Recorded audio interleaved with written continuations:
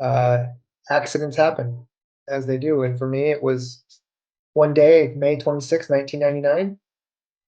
I had a mechanical malfunction and went over the handlebars and impacted the ground head first. And instantaneously, Alan, just like flipping the light switch off on the wall, all connection, all communication to my body ceased. Where I am at physically, I've been able to regain so much return of function that I'm not waiting with bated breath for a procedure. I'm just helping to facilitate that procedure. That's why my memoir is called The Rebellious Recovery. Transform your adversity into adventure. I rebuilt my life slowly and tediously, one tiny flicker at a time. I would literally ride the bicycle into hospitals, into a patient's room, and talk to them. Let me ask you a question. What is adversity? In preparing for this episode, I wanted to know a little bit more about adversity than just overcoming what appears to be insurmountable odds. And so what I discovered is there are actually 6 types of adversity. They're physical, mental, emotional, social, spiritual, and financial adversity. And based on this new information, I can't say that I've faced adversity where more than 1 or 2 of those actually came in play in my life. And in reality, not to the extent that looking back on it, that I could even call it adversity. Well, today my guest can stake claim to having overcome all 6 types of adversity after a life-changing event occurred. Now, before we're going to get into all that, I just want to remind you, if you're interested in raising your standards as a father, or husband, and entrepreneur, then I encourage you to participate in our Band of Brothers group mentorship program. We're a group of ordinary guys working towards living extraordinary lives. You can find all of this information at the Awakened Man Training Academy at members.theawakenedman.net. And with that, let's get on with today's episode. The average man today is sleepwalking through life, many never reaching their true potential, let alone ever crossing the finish line to living a purposeful life. Yet, the hunger still exists, albeit buried amidst his cluttered mind, misguided beliefs, and values that no longer serve him. It's time to align yourself for greatness. It's time to become a revolutionary man. Stay strong, my brother. Welcome, everyone, to the Revolutionary Man podcast. I'm the founder of the Awakened Man movement and your host, Alan DeMonso. So let me ask you a couple more questions here. What kind of adversity have you faced in your life? And how did it shape you? Carl Jung stated, I am not what happened to me. I am what I choose to become. And isn't that the truth? And yet many of us never face the kind of adversity my guest did today and still we find ourselves being shaped by what has happened to us. And that includes me as well. Well, today, my guest has an incredible hero's quest to tell us about facing and overcoming adversity. Allow me to introduce him. Aaron Baker is a husband, father, athlete, author, a keynote speaker, and an ambassador for spinal cord injury. He has spent over 2 decades rebuilding his body and redefining his life from complete paralysis. And through his adversity, he discovered a profound purpose and a deep passion for empowering others to live the highest version of themselves. Welcome to the show, Aaron. How are things, brother? I'm well, Alan. Thank you for having me. It's a real joy to be here with you guys. Yeah, I'm really looking forward to this conversation. And just, full disclosure, I met Aaron at a consciousness and human evolution conference back in January of 2023. So this past year. And I was amazed at your demonstration of lifting yourself out of your chair and taking a few steps when Bruce Lipton called you up on the stage. And it was in that moment, I just knew that you had a story of a hero's quest that needed to be shared. And so I just want to say how honored I am and grateful that you are here today, being able to share your story. Well, thank you again, Alan. That was quite an auspicious moment for me there at that conference, getting to meet Bruce Lipton in person, a man who, has been a mentor for many of us with his writings and his leadership, really. So not only did I get to actually thank him while being on stage, but I got to share a little bit about my story as well. Yeah, and it's a phenomenal story. And I want to dive right into that. And so all the work that we do here at the Awakened Man is really about all of us going through our own hero's journey, or we call it a hero's quest. And as I've said, you have such an incredible story. And so my first question right out of the gate here is, tell us about your journey from that being an aspiring athlete to the accident and how that shaped who you are today and the work that you're doing? Alan, that's a very loaded question. A lifetime ago, I was just a young, ambitious athlete. I was chasing my dream to become a champion aboard a motorcycle. I was traveling the country, the United States, racing and winning. And I felt like I had the world in the palm of my hands, literally in the form of handlebars. And I was twisting the throttle grip wide open towards my future. And fortunately, accidents happen as they do. And for me, it was one day, May 26, 1999. I had a mechanical malfunction and went over the handlebars and impacted the ground head first. And instantaneously, Alan, just like flipping the light switch off on the wall, all connection, all communication to my body ceased. Paralyzed from the chin down in the blink of an eye. And I laid in the dirt, conscious and aware of my plight. I knew the severity of my situation. Instinct took over, and I was able to instruct those around me to call for a helicopter. I knew a paramedic would not be quick enough. I was dying in the dirt. Had no one come to my aid in that moment, I surely would have perished. Fortunately, they arrived quickly. The paramedics rushed me to the hospital where I underwent emergency surgery. They fused my spinal column, my cervical spinal column, C4, 5, and 6, with a titanium plate and screws. And I awoke to a grim prognosis that I had a 1 in a million chance of ever feeding myself again, paralyzed from the chin down. And a few days later, I suffered respiratory failure. A common secondary complication is pneumonia, because my body, being paralyzed, was unable to clear the fluid from my chest. And I remember that moment, Alan, vividly. Profound experience that, although frightening in the moment, struggling for breath to remain alive here, I let go. And I remember, analogous to a raindrop landing in the ocean, I became instantaneously a part of a vast, interconnected expanse of potential energy. I merged into the all, that all philosophy, all science and religion points to. But we don't have the language to truly articulate what that is. So I feel incredibly fortunate and blessed to have experienced that and to come back and now to spend the rest of my life learning and trying to convey that most special moment. And when I opened my eyes for the second time, Ellen, in my life, I looked into the eyes of my mother, and I took another breath. And it was with such reverence that I have built my life slowly and tediously over the last 2 decades with that experience, that source of mindfulness. That is so powerful, my friend. That's just unbelievable. That whole experience, and you've pretty much walked us right through the 6 different types of adversity just in that opening intro. And I just want to say that, for those of us that feel that we've faced some adversity, I don't think we've really had can honestly say to ourselves that we've faced what you've had to face. And you talk about being able to really have that moment of connection with spirit, and how that really shifted. And I just want to spend a little bit more time on that and talk about how once that revelation came to you, how did that shift your mindset and how did that start to propel you forward? That moment, Alan, as I said, reverence arose in me.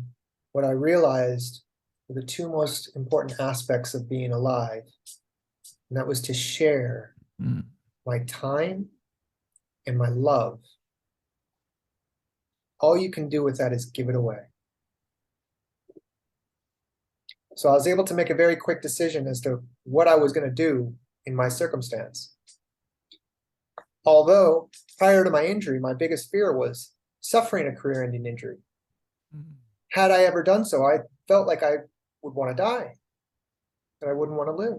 But on the contrary, all I wanted to do was live. Something was activated inside me that was very powerful. Time and love, share it. All I had to do was work. Roll up my sleeves and work. Put some effort in, show up in life. That was how I was going to pay forward the love and support that was surrounding me, being gifted me.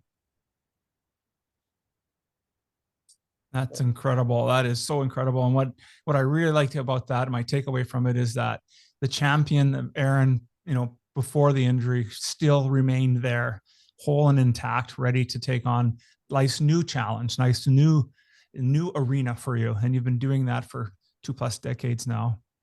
So really well done. Cheers. Thank you, Matt. So you've obviously you've been in this situation now. You've been working through things.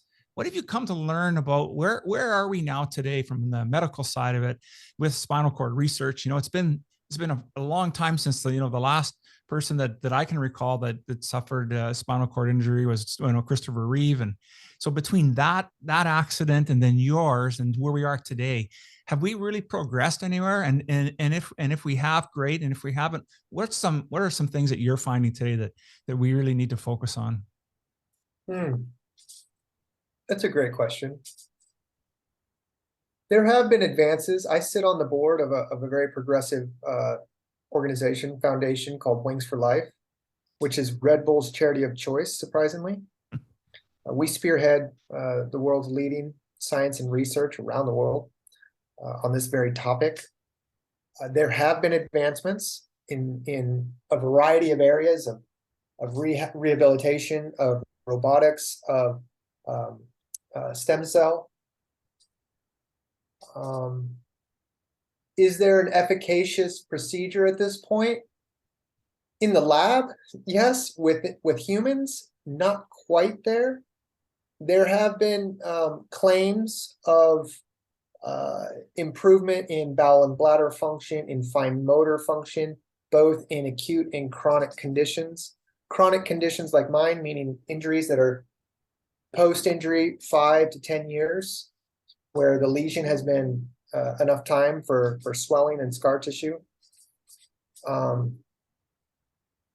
Would I put myself on the table right now? No. I have a lot to lose. But if I were in another man's shoes where I had less function and I was more willing to be that guinea pig, so to speak, then I would. Do I see it in the near term? Yes. We are aggressively gaining momentum. At least our organization, we mandate that we cross-pollinate these programs, meaning we encourage the science to talk to each other, to reduce redundancy, to move the needle. Yeah. So where I am at physically, I've been able to regain so much return of function that I'm not waiting with bated breath for a procedure. I'm just helping to facilitate that procedure. Yeah, outstanding. Absolutely. And it's good to hear that we are making some progress and there's some synergies. And because of that work that you're doing and helping with that, soon we can have an opportunity to help other people. And so that's just really inspiring. But listen, your story also is also a lot about perseverance. And so you had said in the answering that first question was about that you would never eat again, I think is what you said. But you're doing so much more today.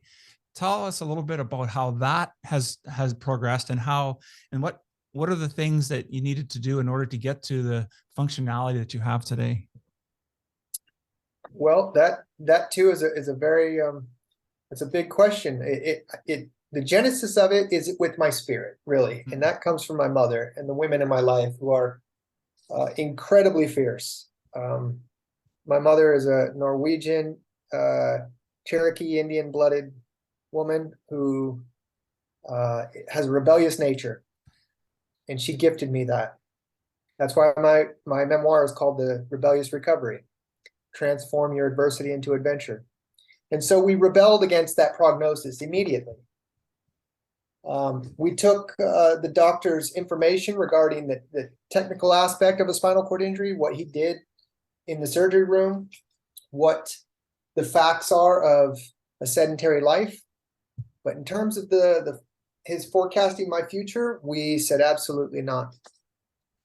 And I actually am a strong proponent for how healthcare professionals prognosticate a person's future, how they plant seeds of despair early on, which can squash a person's hopes and dreams and furthermore potential.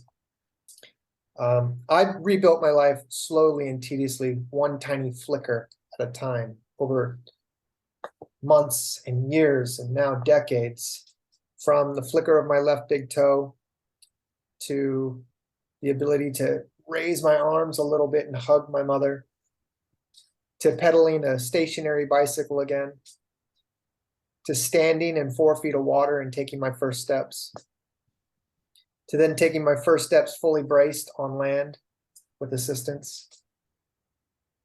Fast forward 3.5 years later, I rode a tandem bicycle with my mother in a marathon. And we did that 3 times. And from there, we ended up riding it across the country, 3,100 miles. It took us 3.5 months. That was in 2007. In 2008, I pedaled my own special built tricycle from San Francisco, 4,202 miles to Washington, D.C.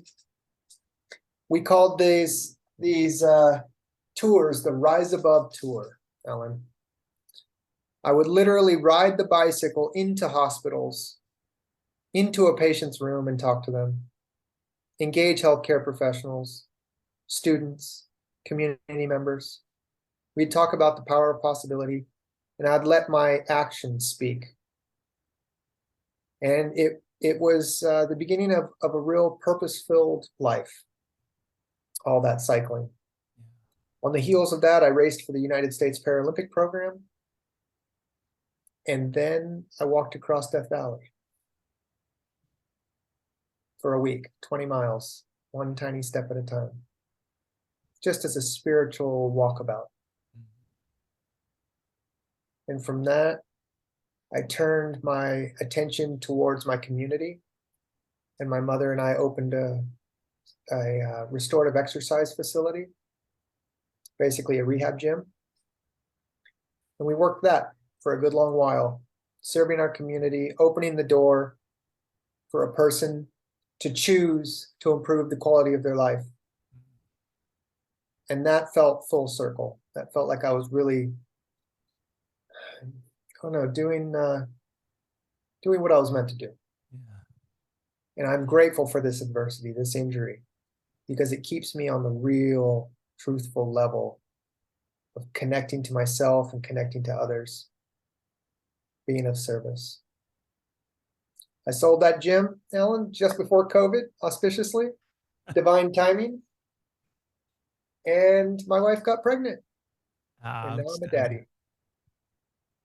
Outstanding. Love to hear that. Love to hear that. There's just so many things that that it's just one, perseverance. It's one myth that could have been perpetuated that you couldn't do. And you've been just showing that it's just with will and the connection to a spirit, we just keep taking one step forward, and then the life changes. And you're just such an inspiration to see that. The other thing in getting ready, I was reading a note you had on your blog. Now, you wrote a note to yourself on June 29th, 1999, and it stated that I will walk. Now, this wasn't the first time that you used the power of intention, was it? So tell us a little bit about how you use the power of intention. You probably started doing a little bit of that right now, but how you've used that to shape your life. Absolutely. I don't know. Well, I guess my mother once, a long time ago, she hung a big picture in my room of me on a snowboard. And we replaced it with an idol or someone that I had on the wall. I didn't know who it was, but she said, "Why don't you just be your own poster, Aaron?" And I really took that to heart. And I started writing my own posters, making my own posters with my declaration. I, Aaron Baker, will be a motocross national champion. And I hung that above my bed. I was 15 years old. And I would read that to myself at night, and I'd wake up and read it. And 2 years later, I was. And it just kind of came through me instinctually. And I started to apply that same thing to my recovery. That was what you're referring to, was the first thing I scribbled with a pen taped to my hand, my arm held in a sling, and I drug my hand across the paper to write that out. And that hung in my hospital room for 6 months until I took my first step. And then I did walk out of that hospital with leg braces and with a walker and with 2 therapists. But, I crossed the threshold under my own power. Absolutely. And there's, there's no need to explain the rest of it, because it makes complete sense. And it was so powerful when I was reading the blog, that blog post, and looking at that note. And I just thought to myself, how often do we dismiss the power behind doing something like that for ourselves? And we have no excuse other than to truly understand that we need to believe to the depth of our person, who we are, that we're capable of things. And we don't necessarily need to have adversity to do that for us. But when you're faced with it, as you were, there were no other options. There was no other options. It was just a matter of moving forward, and you use that with such great power. I just think that was outstanding. Well, Alan, Go ahead. I like to say that this is not past tense. This is not something that I overcame. This is something that I live with every day. Yes. We all do. The ebb and flow of life is dramatic. It's a heck of a ride. And we have to be consciously, mindfully aware of the process that we're continuously in. And the power of the pen, taking it out of your mind and putting it onto paper for you to read it, for someone else to read it, is an incredibly powerful first step of manifestation. We are more powerful than we think. 100%, completely agree. And thank you for pointing that out, that little part of, even with my language and having it be past tense, because it truly is about being in the present. So I really appreciate that. Thank you so much. Now, I also noticed that there's a Netflix documentary coming out soon called Coming to My Senses. And I love the subtitle, by the way. That's Hold the Vision, Do the Work, and Trust the Process. Tell me about how that documentary came to pass, and what did you learn from that experience?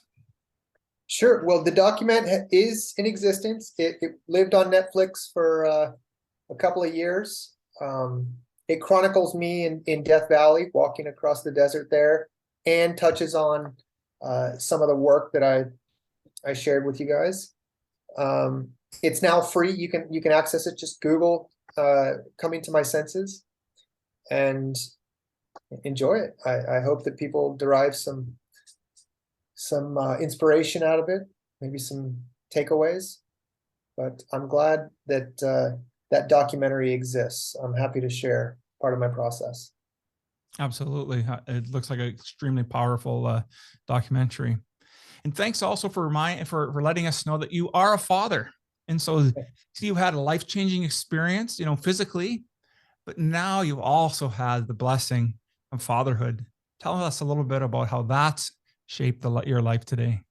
Alan, for the longest time, I was terrified of the prospect of being a father, because I myself am just a big baby with huge needs. Physically, it takes a lot of resources, a lot of time, a lot of energy to be with me. I have a spinal cord injury. I can't do the physical things that the average husband would do. And so, I dreaded and questioned, what kind of father would I be if I brought a little person into the world? And honestly, that all vanished the moment she was placed in my arms. I sat in a wheelchair and it didn't matter. Her eyes, she looked at me. She doesn't care about the injury. something primal was activated inside me. I'm made for this. A paternal instinct just clicked on, and I was imbued with this sense of power, a sense of ability to provide and guide, to teach and love, and to protect this little being, injury or not. So my life, the light switch was turned back on in that moment. Yeah, absolutely. So fatherhood is such an awe-inspiring experience, I don't think we're ever ready to be dads or mothers. And yet we get blessed with this. And it really gets an opportunity to really shape who we are and really get an appreciation for, having to take care of the responsibility, that ultimate responsibility of that little one, to the point where they can finally take care of themselves. They'll always be, once you're a father, you'll always be a father. And it's nice to see that added to your story. Thank you. I'm truly blessed. And I embrace the responsibility. When you really own it, man, I can amplify all your effort in life. Yeah, 100%. So it's been a couple of decades. You've done a few things. What keeps Aaron Baker busy every day today? A lot of stuff like this, speaking with you, sharing the story. I just published my memoir. I'm gearing up to do a lot more public speaking. I've done a lot in the past, but now with more specific messaging and purpose behind it. I have, all this experience that I'm just on fire to share. And as I said, all I can do is give that away. So I spend my time with Wings for Life, a lot of philanthropy, a lot of spinal cord injury community engagement, but and also more writing. I've got more books in the queue. Right on. Outstanding. Of everything that we've spoken today, and maybe there's something that we didn't get a chance to touch on, what would be the one takeaway you'd like our listeners to have? That adversity is opportunity. I truly believe life, you've heard this before, I'm sure, but life happens for us, I believe, not to us. We're victims only if we believe we're victims. When faced with any challenge, if you can step aside and look at the opportunity that it's presenting for growth, for learning, for progress, I know in the moment that can be quite challenging. And so in the moment, all I can suggest is that you remain willing to change, willing to move forward. I think Churchill said it, when you're going through hell, just keep going. Right? I mean, keep going. Head down, eyes up. And on the other side of that adversity is something brilliant. It's beautiful. And you'll look back on that journey and be grateful of who it has made you. Absolutely. And that's so true. And thank you so much for that. And so I just want to say thanks again, Aaron, for spending time with me today. And you've been able to show us that there's no amount of adversity that we cannot face, deal with, and actually retransform who we are as individuals. And so, and you're total proof of that. So I want to say thank you so much for it.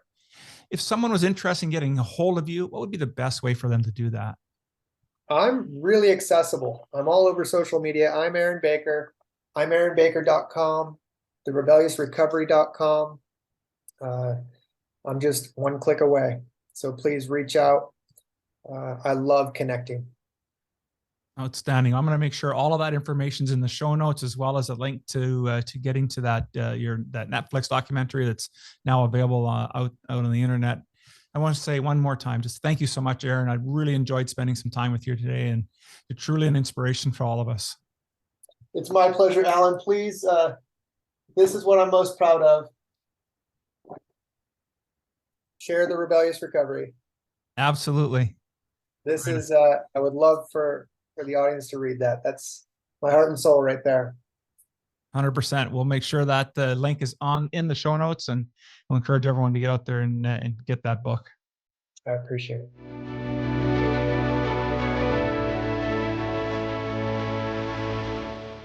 Thank you for listening to the Revolutionary Man podcast. Are you ready to own your destiny? To become more the man you are destined to be?